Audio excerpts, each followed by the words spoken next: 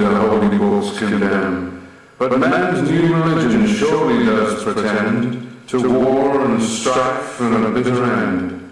But come all you who would die in sin, and drink the last from that bottle. This is CSN, your cultural news show from Oakland, California. Good evening. I'm Sonia B. In tonight's show, we will feature a monologue from the Clitoris Celebration performed by Corinthia Peoples, a music video from Cuba, a video poem, and in our Face the Funk feature, we interview TheArthurWright. So, sit back, stay conscious, and enjoy the show. As women who love men, as women who sleep with men, as women who have and don't have their babies, we must teach them how to pleasure our vaginas. Teach them the fullness, wetness, dryness, and looseness. If we don't, we will continue to raise a generation of men who will know nothing about us, nor will they know about themselves. For instance, you're close and personal, mouth to mouth, tongue kissing, moving in the same direction. Slow him down. It's a territory where there's no need to rush. Whisper softly and gently how you, as a woman, would like to be held, touched, and pleasured. I sense your closeness. You sense my openness. Seriously, it's a dangerous combination of differences. Men ought to be taught. To teach men not to pound, push, or abuse the walls of our vaginas. To enter at our request. In return, our satisfaction will become theirs. Do I frighten you, suffocate you, or overwhelm you? I'm not saying these words to vilify males' egos, pardon me. I sense your embarrassment. But men ought to be taught. To teach men what the clitoris is, where the clitoris is, and how to stroke it with the tip of a tongue. How to rub inside the hood of the clitoris and give it the kindest kisses before entering slowly, softly, and gently. Imagine if we as women clearly communicate our deepest thoughts, wants, and needs to our husbands and lovers. Imagine how short the distance will become between them and us. Imagine not assuming men know it all. Imagine the love, understanding, and pleasure it will bring. From the horns of Africa to the Himalayas of Asia, through the waters of India and the snows of Alaska, into the Bay of San Francisco and Oakland. As women who love men, as women who sleep with men, as women who have and don't have their babies, we must teach them how to pleasure our vaginas. Teach them the fullness, wetness, looseness, and dryness. If we don't, we will continue to raise a generation of men who will know nothing about us. Men ought to be taught.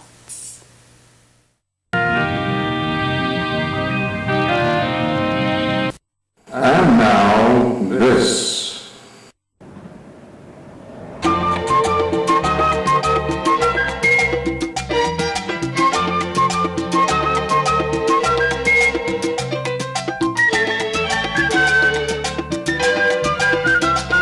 Anoche me informaron mis amigos que abusaste de mi novia Caridad, porque no quiso bailar contigo en la fiesta de mi prima Soledad. Yo te exijo me expliques al instante por causa tú te comportaste así? Con mi novia yo no quiero boberetar, y tú sabes que eso me concierne a mí. Anoche en el baile charlatán seguiste a mi novia. Anoche en el baile charlatán porque estaba sola.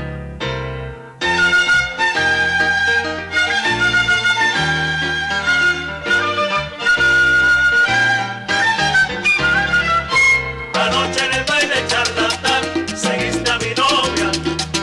Anoche en el baile charlatán porque estaba sola.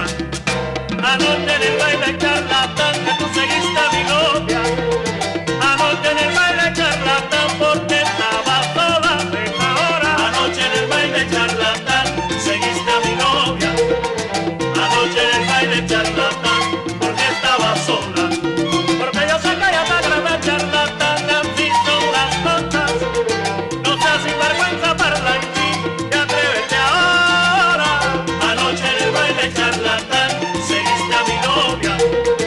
Anoche en el baile charlatán porque estaba sola. Y el que te la pasa pregonando que tú sí eres un bárbaro, y cuando tienes la candela atrás anda, camina Juan. Anoche en el baile charlatán seguiste a mi novia. Anoche en el baile charlatán porque estaba sola. Eres figurín de 4 esquinas, 24 horas, y cuando metes la mano en el bolsillo tu cuenta te paga, cotorra. Anoche en el baile charlatán seguiste a mi novia. Anoche en el baile charlatán porque estaba sola. Eres el tipo de persona que escucha cuentos de señoras. A caridad no me la vende tu chanchullo, con ella no quiero boda. Anoche en el baile charlatán seguiste a mi novia. Anoche en el baile charlatán porque estaba sola.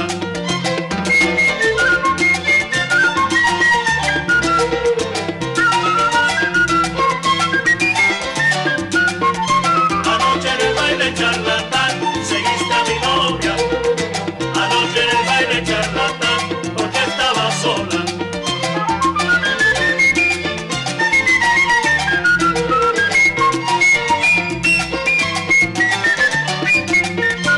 Anoche en el baile charlatán seguiste a mi novia. Anoche en el baile charlatán porque estaba sola.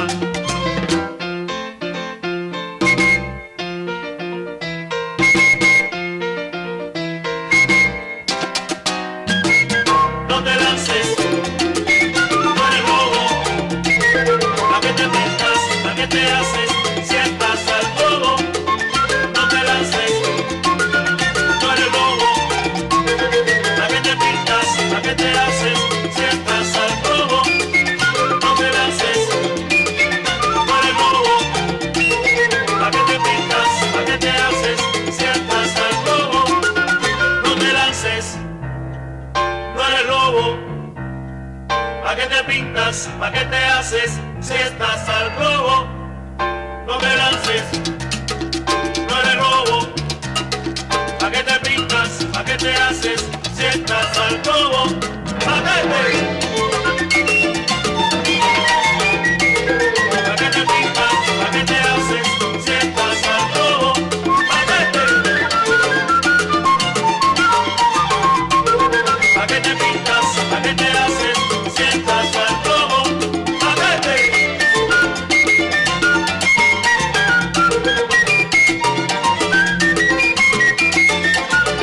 Con el pasito tú, con el pasito tú, con el pasito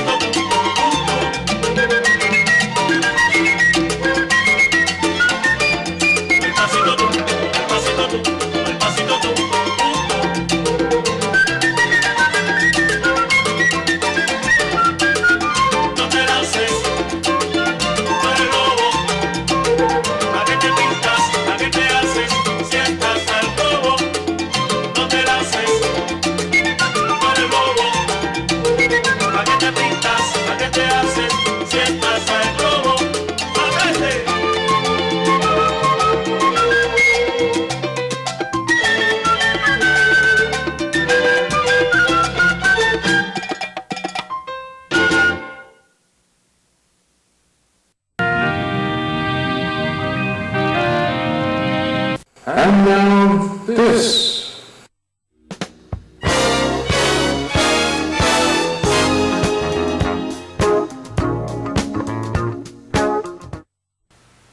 Welcome to Face the Funk. This evening, we feature Oakland artist and published writer TheArthurWright. Welcome, TheArthur. The pleasure's all mine. You're a celebrated artist. Please tell us about your style and technique. Well, first of all, the style is called Pointillist, accidental name for an accidental painting style. I had an art show in El Paso, Texas. A friend of mine gave me a show down at her gallery, and she misunderstood my painting style, which is Pointillism, and she thought it was Pointillist. And the reason that I chose to stay with the name because she had it in all the media down there in El Paso, in the newspapers and on TV. So rather than try to change all of that, I stayed with the name Pointillist. I've gotten to like it, so that's what it is. So explain a little bit exactly what is that. I mean, I understand your medium is bleach. Does that have anything to do with it? That's why I stay with Pointillist, because Pointillism can cover any of the other mediums, like watercolor, charcoal, whatever. But bleach seems to fit with the Pointillist name. Accidental discovery because I'm a watercolor painter. I used bleach to make a correction once upon a time on one painting, and it worked well, and I explored the possibilities. Okay, so are you the originator of this technique, and are you acknowledged as being the developer? Yeah, I'm kind of known as the bleach man. I am the only one that I know of. I have been interviewed a number of times because of that style and because of that medium. Now, you've covered a variety of themes. Tell me, what is some of your favorite themes? Africa. Africa really is truly the main reason for the whole thing, because when I started painting some 35 years ago, I had made up my mind then I wanted to paint the African diaspora. So African-derived, African-based, that's my favorite theme. Okay. I know you have a lot of the Maasai. You cover Maasai. You cover a lot of Egyptian type paintings. Let's see. Can you tell me a little more about that? Well, my style is realistic, photorealistic. A lot of the paintings go toward abstract. I tried to go extra real on my paintings, and to the point where I can recall one incident where a Maasai woman took a look at one of my paintings and told me I had made a mistake. And it was a small mistake of the placing of the beads. So I took that to mean that I was pretty good on the rest. And that's what I wanted to be, accurate as much as I could. Now, have you traveled abroad and around? No, I haven't gone. I want to go to Africa. I almost had a chance to go several years ago. It didn't work out. But that's really one of the places that I do want to visit. Wow, I find that amazing. Your images are just fabulous. So where do you get the ideas for your images? Movies, pictures. Right now I'm studying almost like it's a college course, the performances of Umoja. They're a dance group sort of like the Ballet Africain. They're from South Africa. They're the Zulu. And they are simply fabulous, and they inspire me right now. I've done several pictures based upon their performances. So tell me, explain what Sigidi art is? It's Sigidi. Sigidi. South African Zulu word. It was a praise name for Shaka Zulu. When Shaka Zulu was rising to fame and power, he was given the name by Chief Dingiswayo because he was the most fierce general, he was the best warrior, and so he gave him the praise name of the Great Sigidi. So that he maintained that name and that style throughout his chiefdom as he rose to as Shaka rose to the paramount chief.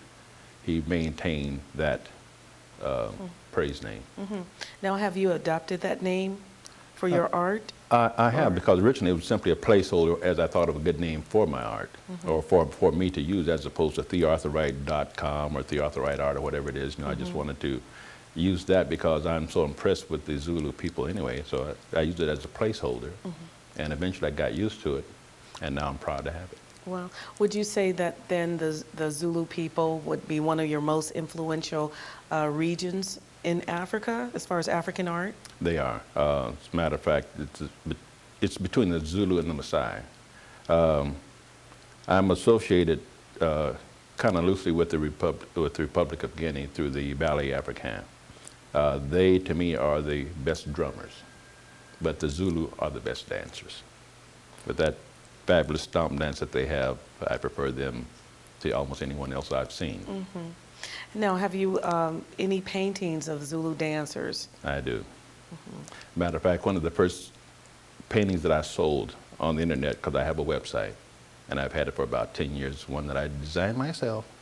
I got an email from a person who later turned out to be a Zulu woman. She's a lawyer. She practices here in the United States.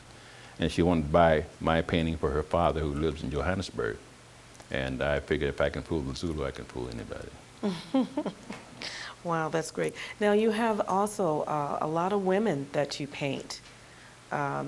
You've painted, some of my favorites, I have to tell you, is Tina Turner. I think that's marvelous. You have Califia. Did I pronounce it right?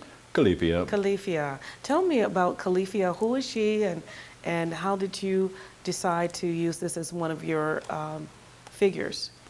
Okay, Califia was the author of the book that inspired me turned out to be a friend about 10 years later. We met about a year and a half ago, after I had read his book, determined what Califia looked like, and actually you can't really mispronounce her name because there's about 5 or 6 different ways of pronouncing it, and about 3 or 4 different ways of spelling it. But I had read the book about 10 years ago, and I thought it was just simply a fabulous story. Number one, in California, being named after a black Amazon queen was, fascinating enough. But in reading about it and finding the story, located it on the internet, and I got the book, read the story, and painted the picture. And then as I had posted the picture on the internet, had it been there for about a year, perhaps, John Templeton, who wrote the story of the California Black History, which is a strong tie in the story in itself, called me up. We had never met. He called me up and asked me if I wanted to participate in a Califia event in Fort Mason, San Francisco, which naturally was one of the things I wanted to do. So we did that, and at the same time we met people from the Ballet Africain at the same meeting, another kind of unexpected event. So at any rate, I had already painted the picture. It had already sold a number of times. I just recently sold it to someone from New Jersey, the original painting. Yeah, we have that painting here.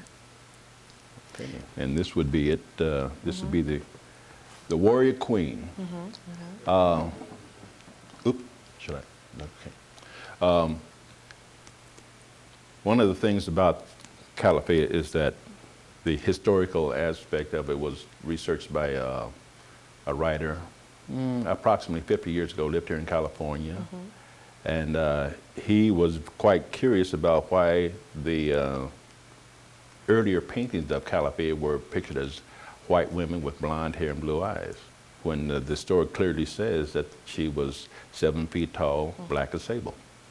So I figured that I would help him correct that mistake. Interesting. And you certainly did. I think your image of Califia is very profound. She's bold, she's strong, and mythological or real. It's very realistic, very grasping.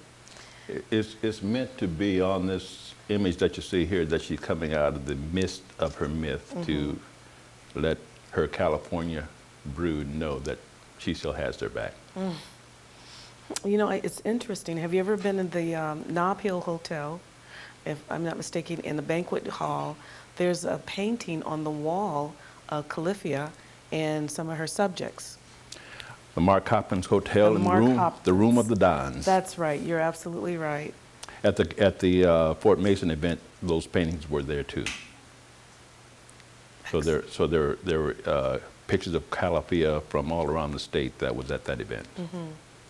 Now, another theme of yours is animals. Tigers, lions, a variety of animals. Tell me, what's your feeling or your love for painting animals?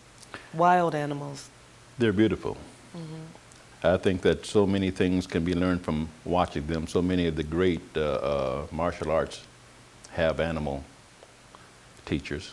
The tiger simply is the most beautiful animal on earth with its great power. And, you know, so I've painted a number of those.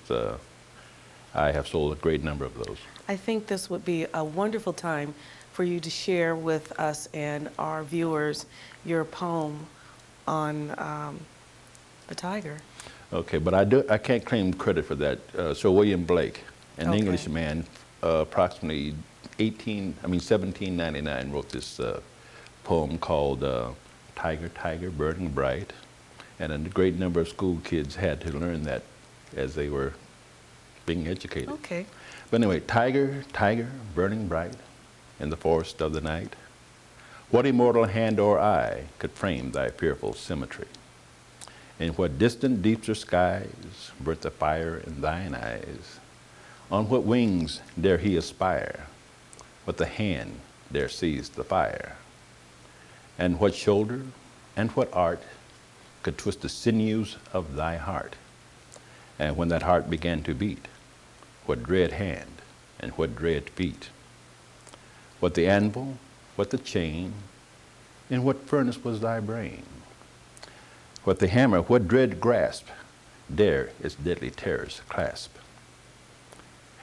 And the stars, when the stars threw down their spears and watered heaven with their tears, did he smile his work to see? Did he who made the lamb make thee?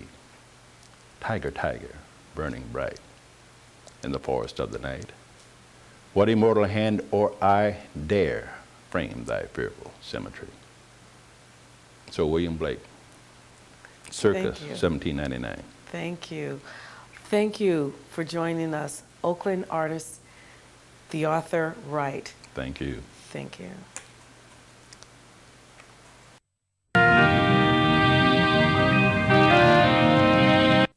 And now, this. Good evening, I'm Ian Moore, the producer of CSM. Well, it's now official.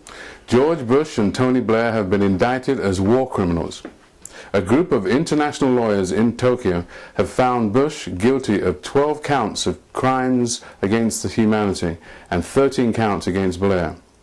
But before all you techno-democrats crying in your beer throw up your hands with studied impotence, just consider the fate of Chile's former dictator, Pinochet, who's currently suffering in old age and illness, facing the consequences of his inhuman actions. Bush likewise will face the same fate in due course, but hopefully more painfully and sooner. Talking about retributions, here's a poem for all my enemies, past, present, and future, whose envy and weakness continues to undermine the very thing they claim they want. It's called Friendship. Friendship. Ah, yes, friendship. Friendship is a very beautiful thing indeed. The heart beats for true friendship. So is it possible? Is it really possible that a man could share his confidence, share his honor, share his integrity with another human being and feel the thrust of the knife in his back for that love? Yes, look at that dastardly dog cringing in his cowardice and deceit, dragging down all who aid and abet him. Cursed is he who stamps on the blessings of his friends, but double cursed is he who stamps on his own blessings. Yet the fractures of betrayal heal, and the new awakening captures a truer insight, a stronger power from within. This victim has done no wrong, but looked into the eye of evil and seen its profound cowardice. I therefore give thanks for the opportunity of victimhood. Thankful I learned from a trusted friend that I can trust only myself. Thankful for the jolt to see clearly my road to true success. Thank you, brother. You were just what I needed. I would like to leave you with this poem, Califia, by TheArthurWright. I speak clearly, land of the West. You have heard. Once again I say, I am your mother. My breasts are heavy with sweet life. You shall not want. Hear me with your lush valleys, mounts towering gold. Your enemies are mine. My warriors, I unleash among you their menace made void. Listen to my great cheer. Life is abundant, deep within your great breadth and girth. Again I say, you shall not want. I abided not by abominations, for my life is filled with comely things. Take heed, land of golden hills and golden sands. I, Califia, love you. Throughout your generations and forever I will guard over you. California, consider deep, for I shall not speak again. Thank you for watching. Until next time, be well and be good to yourselves. Said the president, he's got his war. Folks don't know just what it's for. No one gives us rhyme or reason. If you have one doubt, they call it treason. I said we're chicken feathers, all without one gut. Trying to make it real, but compared to what? Go to church on Sunday, sleep and not trying to duck the wrath of